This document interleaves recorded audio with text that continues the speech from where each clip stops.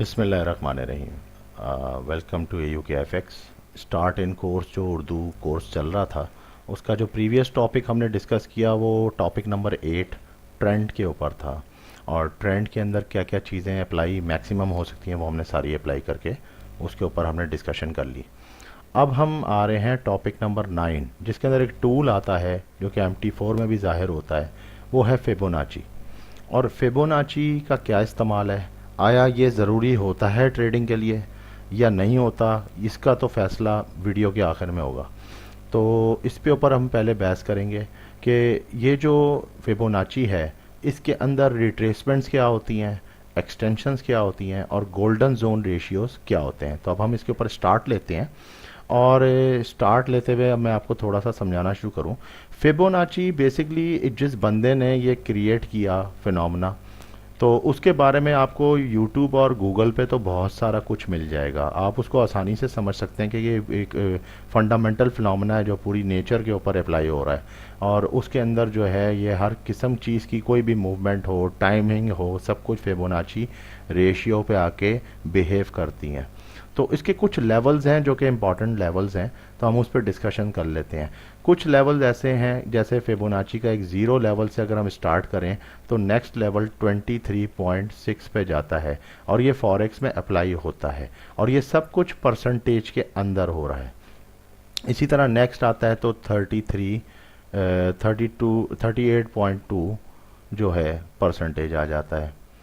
फिर आ जाते हैं तो फिर हम 61.8 और फिर इस तरह सो ऑन, ये जब चलता रहता है मामला तो ये मैक्सिमम 1.618 से जाके आगे 2.618 भी है। और बहुत से लोग जो मास्टरिंग में फिबोनाची यूज़ कर रहे हैं वो 4.618 को भी यूज़ करते हैं।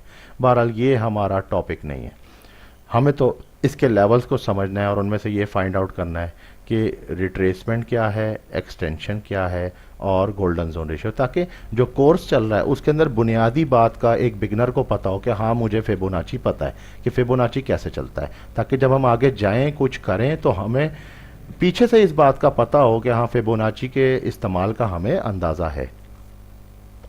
तो हम चलते हैं अब अपने चार्ट की तरफ और वहाँ पे मज़ीद डिस्कस करते हैं। तो चार्ट्स की तरफ चलते हैं। अच्छा जी, अब हम आ गए अपने चार्ट की तरफ। चार्ट में ये एक चार्ट है जो प्रीवियस वीडियो का इस वक्त मेरे पास लगा हुआ है और इसके अंदर हम ये मूवमेंट्स और ये वो ट्रेड भी अभी तक लगी हुई है जो मैंने इसके ऊपर एग्जाम्पल के तौर पे लगाई थी।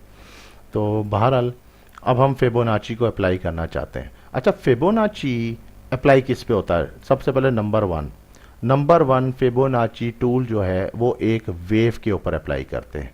जो एक वेव जा रही होती है, जैसे मिसाल के तौर पे अब ये एक वेव हमने यहाँ पे देखी और फिर वो वेव पहले यूं हुई और फिर उसके बाद फिर दोबारा ऊपर गई। तो इस वेव को नापने के लिए और उसको अंडरस्टैंड करने के लिए कि इसका पॉइंट क्या है, और इसी के अंदर हम अगर अपना मिक्सचर डाल दें सपोर्ट और रेजिस्टेंस और फिर हम इसके अंदर एक और मिक्सचर इंक्लूड कर दें, जो मैंने आपको वीडियो में स्टेप बाय स्टेप इसलिए बताता जा रहा हूँ ट्रेंड का, तो आप किसी एक पॉजिटिव दायरे में आके खड़े हो जाएंगे। तो ये सब मिक्सअप करना पड़ेगा।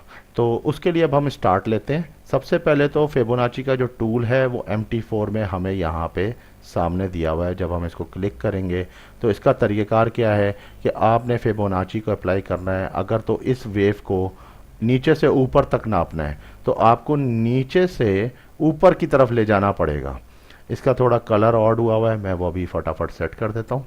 और ये राइट क्लिक करें, इसी तरह डबल क्लिक करें रेड लाइन के ऊपर और राइट क्लिक करके फिबोनाची की प्रॉपर्टीज़ पे चले जाएं और इधर जो येलो हुआ है इसको ब्लैक कर दें ताकि समझ में आ जाए। अच्छा, अब जब आपने देखा तो ये मैंने ऊपर डाला तो इसने कुछ वेव्स के, आप देखें कि जो दूसरी वेव नीचे गई है वो मैक्सिमम कहाँ तक गई है, अब ये चार्ट में देखना पड़ेगा। तो उसको चार्ट को थोड़ा सा ऐसे कर लेते हैं। यहाँ पे अगर आप नोट करें तो हमारे पास जो लेवल्स आ रहे हैं ये सारे मैंने इसके अंदर पुट किए हुए हैं, जो कि एक्सटेंशंस भी हैं और इसमें देखें तो नॉर्मल फिबोनाची अगर आप खोलते हैं तो उसमें आपको 88.6 नहीं मिलेगा, आपको 113 नहीं मिलेगा, आपको 1.272 नहीं मिलेगा। ये सारी चीज़ें शॉर्ट करने के लिए ताकि वीडियो का टाइम बच जाए, तो आप एक काम करें कि आप इसके पीछे मेरी जो वीडियोस हैं उनमें देखें फिबोनाची के ऊपर डैशबोर्ड पे डिस्कशन हुई हुई है। तो फिबोनाची डैशबोर्ड पे अगर आप चले जाते हैं या इसके अलावा भी कुछ वीडियोस हैं तो उनमें आपको पता लग जाएगा कि ये फिबोनाची ऐड किस तरह होता है। अभी तो फिलहाल इस टूल को समझाना है कि हमने अगर इस वेव को कंफर्म किया कि ये जो टोटल वेव थी तो इस वेव की मैक्सिमम क्या है। अब हमने ये नोट किया कि मूवमेंट क्या है, मूवमेंट पे बात करते हैं। सबसे पहले तो इसके ये आ गए परसेंटेज 23.6, 38.2, 50 लेवल, 50 होता है हाफ, और फिर 61.8, 78.6, 88.6 और फिर 100। ये तो खैर 100 तो रहेगा ही रहेगा, ये तो इसका 0 और 100 तो क्योंकि हमारा मार्किंग है ना, ये तो मार्किंग लेवल है, ये तो मार्किंग लेवल है। इसके दरमियान की मूवमेंट को जज करते हैं।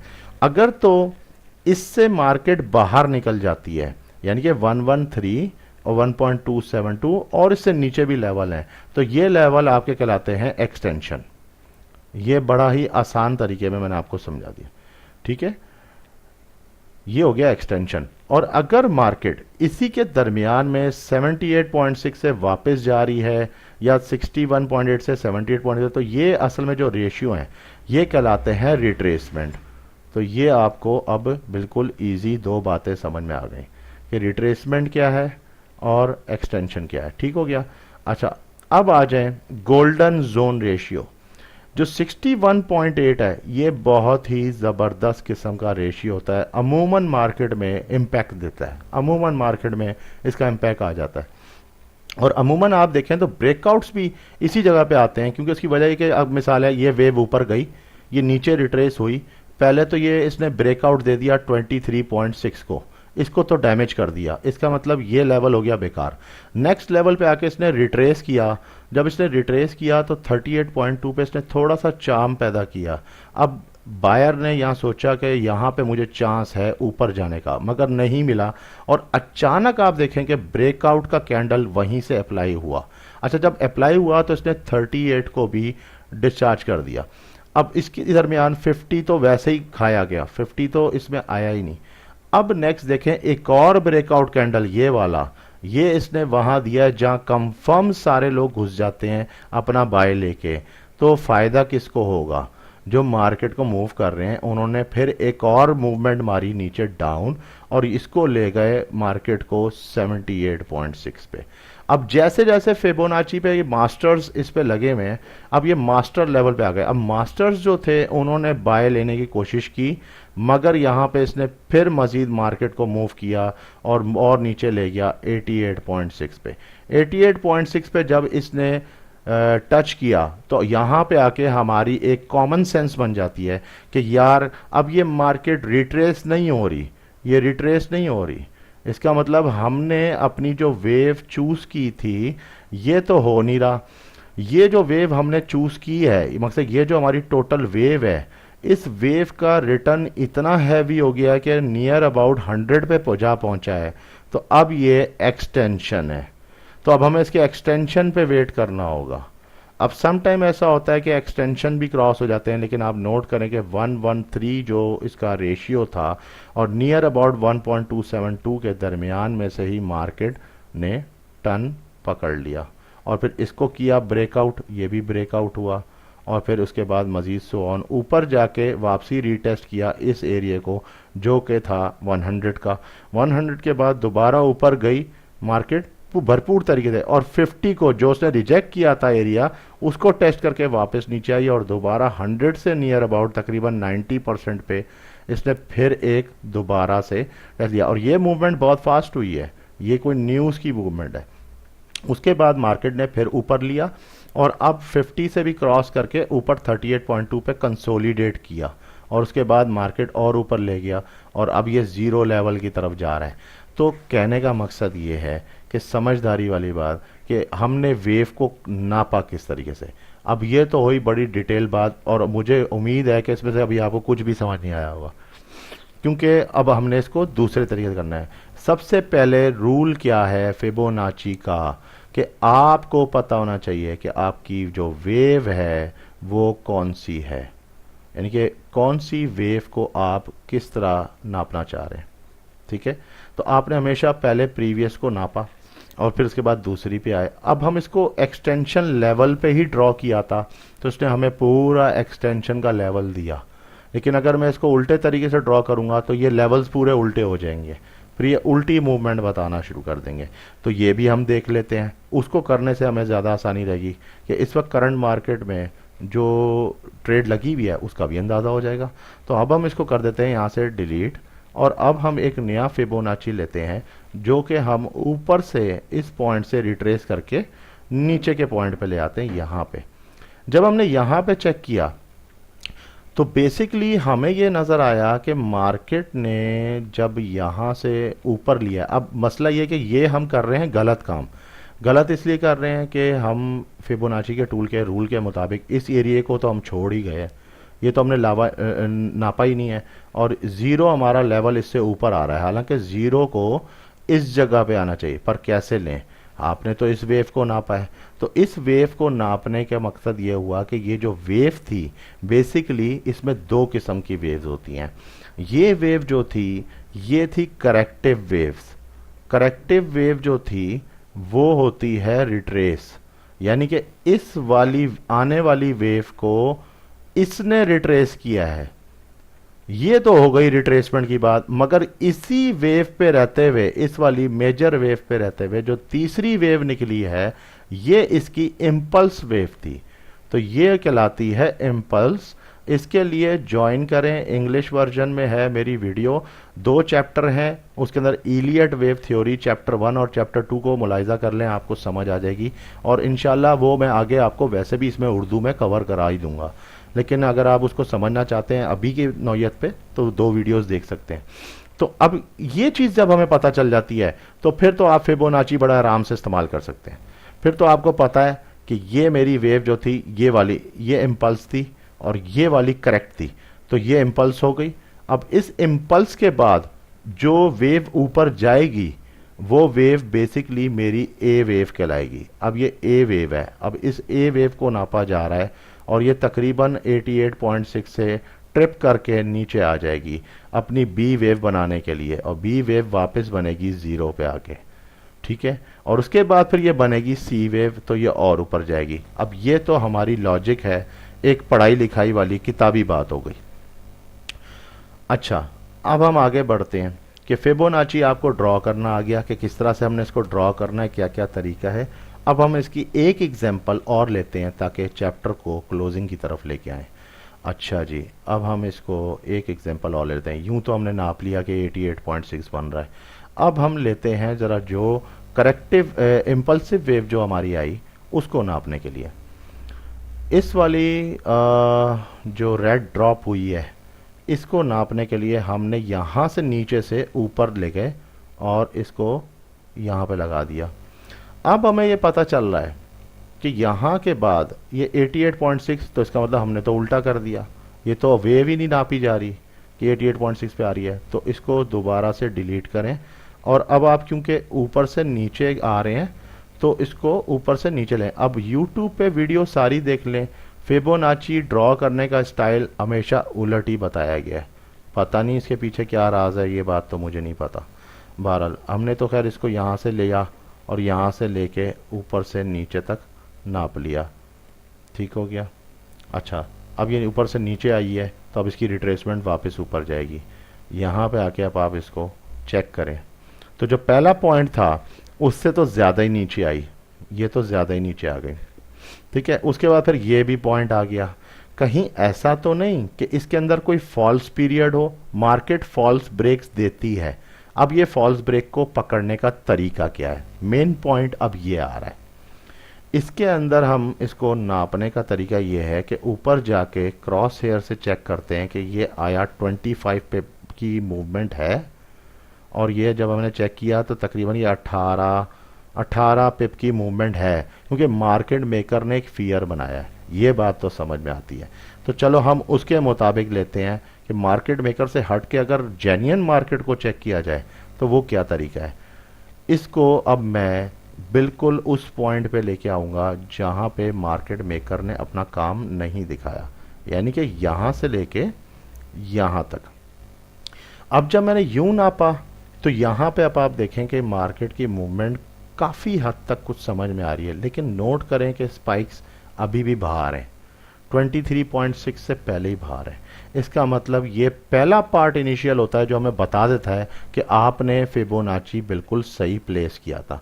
अब हम वापस इसको वहीं पे ला रहे हैं जहां पे ये था, ये बात हो गई कंफर्म।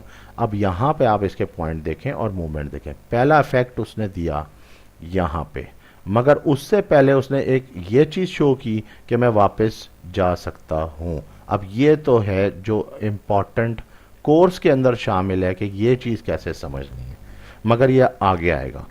मार्केट इसके बाद गई ऊपर, ऊपर जाके भी मार्केट ने कहां पे आके कंसोलिडेशन शुरू किया, 6.18, जहां पूरी दुनिया घुस जाती है कि अब लाजमी सेल लगेगा, और यहीं पे आके इसने गेम को अप डाल दिया ऊपर, और ऊपर जाके 88.6 पे इसने टच किया है। अब अगर ये 88.6 पे यहां पे लाके एक ऐसा और ऐसा एम बना दे तो फिर तो ये मामला ही पूरा हो गया, फिर तो ये पूरा मामला इसने कर दिया कि यहाँ पे आके लोगों को ट्रेड लगवाई, फिर यहाँ पे आके इनके स्टॉप लॉस मारे। अगर ये यहाँ से ऊपर चला गया, जो मैंने ट्रेड इस वक्त ली भी है जिस पे ये स्टॉप लॉस करने जाएगा, तो लाजमी मुझे ये सेल दे जाएगा, तो मैं ऑटोमेटिकली वहां से सेल ले लूंगा। तो ये थोड़ी सी तरह प्रैक्टिस है। अब फिबोनाची के ऊपर आ गए, तो फिबोनाची के जो रूल्स थे उनके अंदर एक्सटेंशन के लेवल्स कौन कौन से आ सकते हैं, उनको पहले हम काउंट कर लेते हैं। तो जो एक्सटेंशन लेवल हैं वो कौन कौन से हैं। एक्सटेंशन लेवल में अगर आप आए तो ये जो आपका 100 है, इसके बाद का जो लेवल होगा वो एक्सटेंशन होगा, ये तो आपको पता है। तो इसका मतलब कि अभी हम चूंकि जिस इम्पल्स वेव को लेके बैठे हुए हैं, इससे ये चेक करना होता है कि हम जिस वेव पे हैं वो कौन सी है, वो इम्पल्सिव है। तो ये इम्पल्स वेव है जो कि इलियट वेव के चैप्टर में आपको समझ आ जाएगी, नहीं और बाकी आगे मैं वैसे कोर्स में कवर करा दूंगा। तो ये इम्पल्सिव वेव है। इम्पल्सिव वेव का जो रिट्रेसमेंट है वो आपने लिया और ये मैक्सिमम 88.6 आ चुका है। अब कोशिश तो यही होगी कि मार्केट जब ऊपर जाएगी तो उसके बाद फिर ये कोई ऐसा कैंडल बना के वापसी नीचे आ जाएगी, क्योंकि प्रेशर अब इस जगह पे आ गया। अच्छा, एक कॉमन सेंस की बात है कि इस जगह पे ये क्या हुआ था जो मार्केट नीचे गई थी पास्ट में, इसका मतलब यहां पे कोई सेलर बैठा हुआ है। उस सेलर ने जब अपना इम्पैक्ट दिया है तो मार्केट ने फौरन नीचे प्रेशर डाल दिया, तो उसका इम्पैक्ट इसके हाफ पे तो जरूर आएगा इस जगह पे। तो जो ये प्रेशर आएगा अब नेक्स्ट, वो इसका हाफ जरूर बन सकता है, या तो हाफ या फिर 38.2 इसी फिबोनाची में रहते हुए। लेकिन अगर ये मिसाल है यहां से टर्न हो जाता है तो फिर हम इसके ऊपर एक फिबोनाची लगाएंगे, इस पोर्शन के ऊपर, तो फिर उसको नापा जाएगा। तो ये तरीका है फिबोनाची को लगाने का। लेट्स सपोज हम फ्यूचर देखना चाहते हैं फिबोनाची के अंदर, वो भी हो सकता है। हमने अब यहाँ पे देख लिया, एक बात तय कर ली कि भाई ये 88.6 अब टन हो जाएगी, यहाँ आपने अपना अकीदा ही पक्का कर लिया ना। अब यहाँ से हम इसको डिलीट कर देते हैं, इसको यहाँ से डिलीट कर दें। किधर गया, चलें अब इसको हम नापते हैं इस वाली वेव का फ्यूचर देखने के लिए। यहाँ 88.6 से सॉरी फ्यूचर देखना है तो ऊपर से नीचे की तरफ आए आप, यहाँ से। अब हम इसको यहाँ से नापते हैं। यहाँ से जब हम इसको नापते हैं और इसको ज़ीरो कंसिडर कर लेते हैं, तो अब हमें पता होना चाहिए कि मार्केट का मैक्सिमम रेंज कहाँ का है। अगर तो ये है करेक्शन दी है इसने, तकरीबन इतनी करेक्शन दे दी है और 88.6 से ये टर्न कर गया, तो ये दो बातें कंफर्म करेगा इलियट वेव के मुताबिक। एक तो ये कंफर्म करेगा कि ये ए वेव हो गई है, तो ये अब बी के पॉइंट के लिए जा रहा है, और बी पॉइंट हमेशा ए का जो है वो 78.6 होता है। जब वो यहाँ आएगा, अब चाहे ये जैसा शार्प किया है तो ये थोड़ा सा ज़रा जिगजैग टाइम लगा के भी आ सकता है। इसको हम कहते हैं वाइस विरसा, यानी कि थोड़ा सा साइडवेज होके इसको नीचे लेके आना, तो ये वाइड विरसा हो गया। अच्छा, जब ये आएगा तो ये बी को कंफर्म कर देगा, तो फिर उसके बाद हम इसको कह सकते हैं अब ये सी वेव मजीद ऊपर के लिए फाइनल जाने लगी है। तो ये ए बी सी का पैटर्न होता है जो कि इलियट वेव में होता है, और इसका इस्तेमाल फिबोनाची के साथ लाजमी होता है। इसलिए फिबोनाची का टूल पहले लिया गया है टॉपिक में, ताकि टूल की समझ आ जाए, और उसके बाद आप आगे जब मजीद चीज़ों को समझें तो आपको आसानी हो कि हाँ भाई अब बात मुझे समझ आने लग गई है। तो अब इसका ये फाइनल मूवमेंट है और इस मूवमेंट को ही मैंने नापना है। अब मैं इसका एक और फ्यूचर भी देख सकता हूँ कि अगर मार्केट मेकर इसको ऊपर लेके जाएगा कहाँ तक ले जा सकता है। तो उसके लिए मैं अब यह करूँगा कि उसका तरीका जो है यहाँ से इसको मैं ले जाता हूँ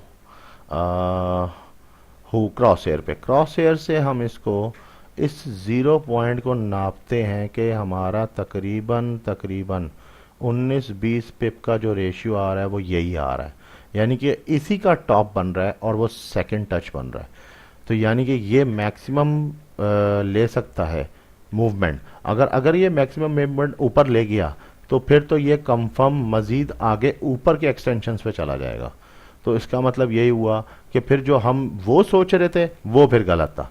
तो इस तरह करके फिबोनाची सिर्फ अगर हम इस तरीके से खाली इस्तेमाल करें कि वेव की अंडरस्टैंडिंग करने के लिए, तो ये टूल आगे हमें ज़रूरत पड़ जाती है। और इस टूल के ज़रिए हम अपना एक एंट्री पॉइंट, यानी कि जो एंट्री पॉइंट होता है और जो हमारा एग्ज़िट पॉइंट होता है, ये दो हम आराम से जज कर सकते हैं। ये तो हम कर सकते हैं। उसमें क्या है, अब चलती हुई वेव के अंदर आप इस वक्त मौजूद हैं इस पॉइंट पे और आपने देखी दो रिट्रेसमेंट आ गई यहाँ पे, ठीक है। जैसे मैं इसको साफ कर देता हूँ, ये दो रिट्रेसमेंट आई, यहाँ आके आपको फील हुआ कि बाय लिया जा सकता है, तो आपने एक एंट्री ली, आप एंटर हो गए यहाँ पे। अब एंटर के बाद अगर आपको गोल्डन जोन पता है जो कि 38.2, 50 और 60, ये जो बेल्ट है ये बेल्ट आपका गोल्डन जोन होता है। और अगर आप यहाँ से एंटर हुए हैं और आपने अपना एग्जिट यहाँ पे रखा हुआ है और यहाँ से आप एग्जिट हो रहे हैं, तो फिर तो आपकी कंफर्म स्कैल्पिंग है। मगर प्रोबेबिलिटी ये है कि आप एक पूरी वेव को जब बाद में देखेंगे तो आपको पता चलेगा कि आपने वेव का दरमियान का हिस्सा उठाया है, आपने सिर्फ ये एरिया उठाया है और ये एरिया आपने सारा का सारा छोड़ दिया, ये लीव कर दिया।